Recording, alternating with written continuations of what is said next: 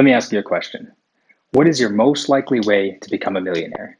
The single venture that would give you your best shot at millionaire status and financial freedom? Well, statistically speaking, investing in real estate is. Seriously, the statistic is that 90% of millionaires made their wealth in real estate. Real estate is seriously great too. It's widely available, and most anyone can get themselves into a property, either for personal use or investment purposes. But how exactly does real estate build wealth, and how can understanding how these real estate millionaires became millionaires help you follow in their footsteps? Let's dive in. But first, my name is Eric James. I'm a CPA and a registered investment advisor, and I'm back bringing you another video with the goal of helping you make smart financial decisions and build your wealth. If you're new to the channel, consider subscribing for weekly videos that bring you closer to financial freedom. And if you got some value out of this video, consider dropping a like. But without further ado, let's get to it. Now look, I'm not trying to paint the picture that real estate is all sunshine and roses and that it is incredibly easy by any means. Because let's face it, a lot of people have lost money playing this game. And if it was easy, everyone would be a millionaire. But understanding the fundamentals of wealth creation through real estate is paramount to being able to make smart investment decisions on a property, whether your plan is to live in or rent out the unit. So let's talk about the ways that real estate can be used as a wealth building tool and how these tools work in synergy to create massive wealth. Tool number one is obvious, and that is cash flow. Positive cash flow is all about putting money in your pocket every month as a reward for making a successful real estate investment. And this is the reason that many get into real estate in the first place. To me, there's literally nothing better than being able to sit back and relax while your money works for you rather than you working for your money. So let's say, for example, that you rent your property for $2,000 per month. The mortgage on the property and related escrow items total to $1,500 per month, and the other expenses are $200 a month. That means that after all of your expenses are paid, you're still left with an additional $300 left over each month.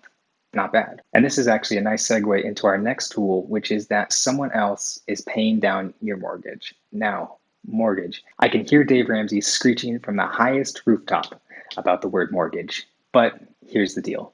Mortgages, and debt for that matter, aren't necessarily a bad thing if they are being paid down by others. That $1,500 payment from the last example, let's say $500 of that goes towards principal on the mortgage.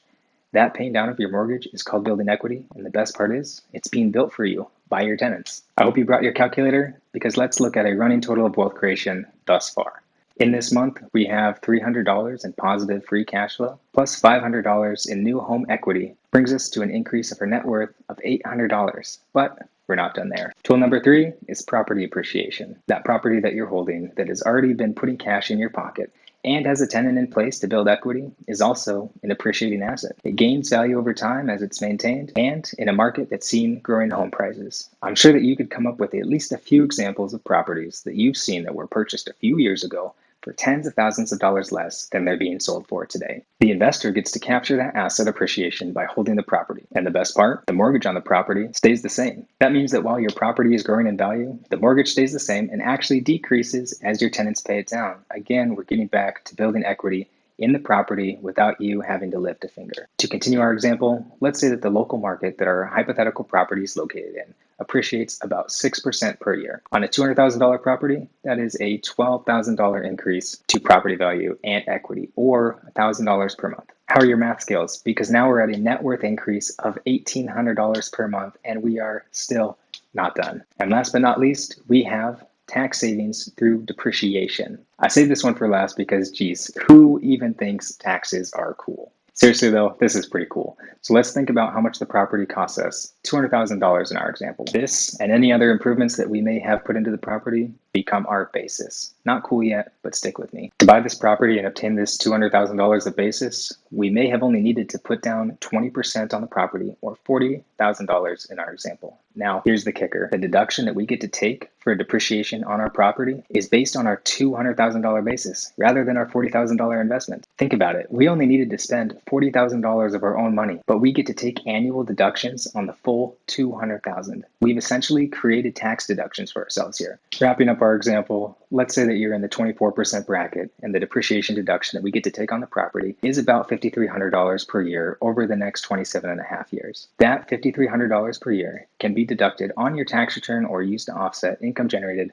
by the property, leaving us with a tax savings of about $1,300 per year or $106 per month, bringing us to a grand total of a little bit over $1,900 in monthly increases to our net worth. Now multiply that by 12, and we're at an increase to our net worth of almost $23,000 per year. Imagine how long that would take you to save working at your job, and imagine even further having multiple properties that are putting up similar numbers. There's a reason why real estate creates more millionaires than any other venture. So to recap, the 4 ways that real estate builds your wealth are: number 1, cash flow; number 2, pay down of mortgage by tenants; number 3, property appreciation; and number 4, tax savings via depreciation. Real estate is really quite an amazing thing, but like any investment, it carries risk. Since I have no way of knowing each and every one of your individual financial situations, please consult with your circle of professionals before making the decision to invest in real estate. In a future video, I'll be discussing how to analyze potential properties for investment